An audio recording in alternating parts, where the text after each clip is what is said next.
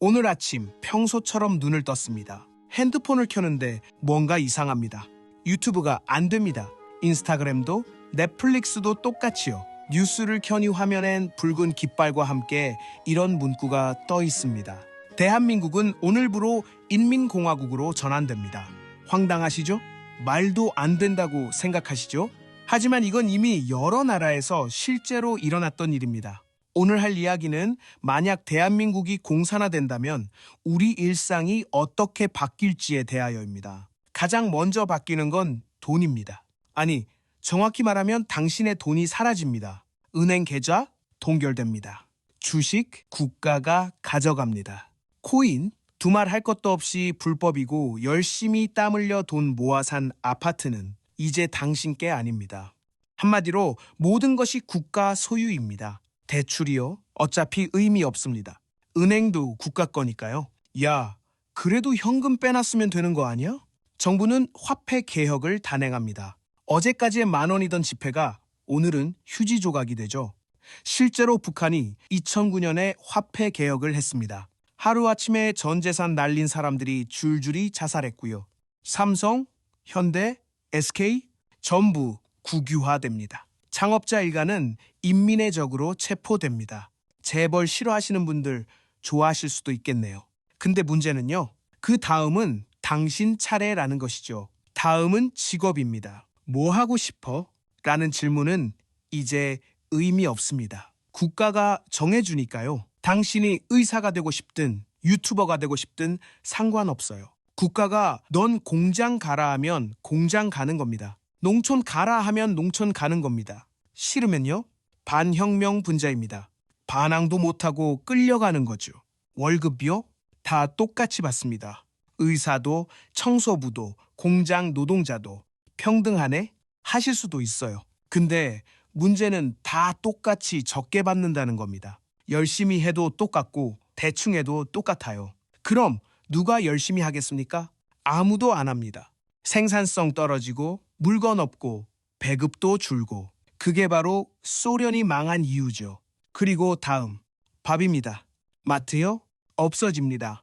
배급소가 생기죠. 국가가 정해주는 양만큼 국가가 정해주는 날에 줄 서서 받아가는 겁니다. 쌀 얼마, 고기 얼마, 채소 얼마. 이번 달 배급은 이게 끝입니다. 더 먹고 싶으면요. 암시장 가야 합니다. 근데 걸리면 잡혀갑니다. 치킨, 피자, 배달 음식, 사치입니다. 커피요? 수입이 막힙니다.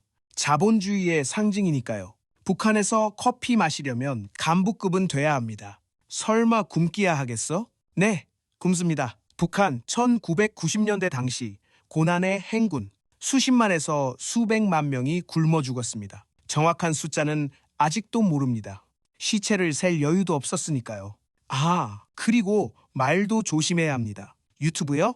없습니다. 인스타, 틱톡, 트위터 전부 차단입니다. 구글, 네이버 국가가 허용한 정보만 검색됩니다. 정부 비판 좀 한 게 뭐가 어때서 그 글 쓴 사람 다음 날 사라집니다. 가족도 모릅니다. 어디로 끌려갔는지.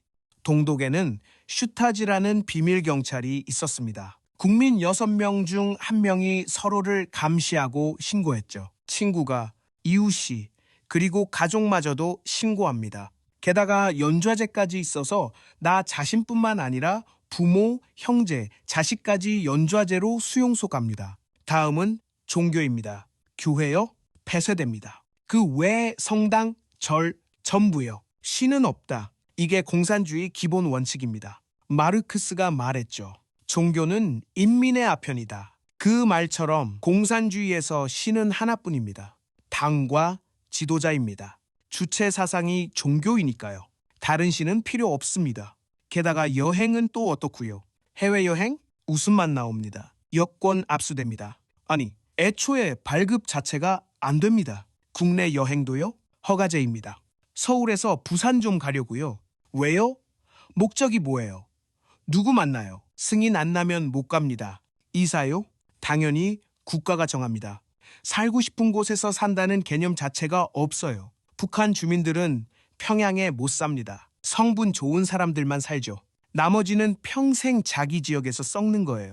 동독 시절 서독으로 넘어가려다 총 맞아 죽은 사람이 수백 명입니다. 베를린 장벽이 왜 생겼겠어요? 가두려고요. 탈출 막으려고요. 문화생활, 취미생활. 그게 뭐죠?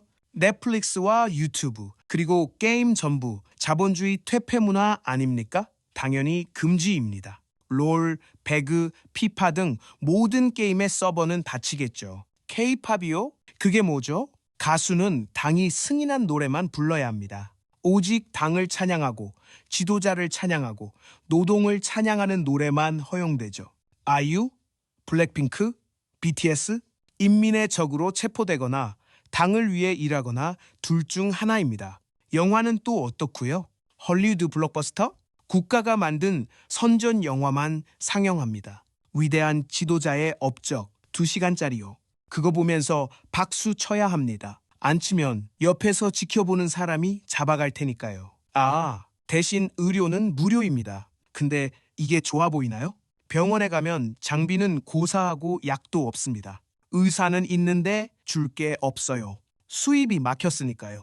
제약회사는 국유화됐고 외국산 의료 장비는 못 들어옵니다. 아파도 아스피린 하나 구하기 어려운데다 수술은 마취제 없이 하는 경우도 있습니다.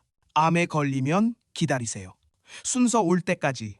그 전에 죽으면 어쩔 수 없는 겁니다. 그럼 간부들은요? 외국 가서 치료받습니다. 평등한 세상에서 말이죠. 이 모든 게 상상일까요? 아닙니다.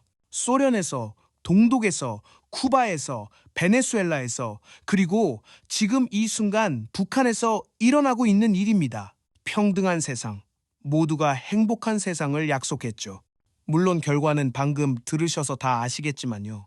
우리가 매일 누리는 것들, 출근길에 사 먹는 커피, 퇴근 후에 보는 유튜브, 주말에 떠나는 여행, 좋아하는 옷, 좋아하는 음악, 좋아하는 사람에게 하고 싶은 말, 이 모든 게 당연한 게 아닙니다. 누군가는 이걸 위해 목숨 걸고 장벽을 넘었고 누군가는 이걸 누려보지도 못하고 죽었습니다. 하지만 우리는 그게 가능한 나라에 살고 있습니다. 그게 얼마나 다행인지 한 번 더 상기해보는 건 어떨까요? 자유는 공짜가 아닙니다.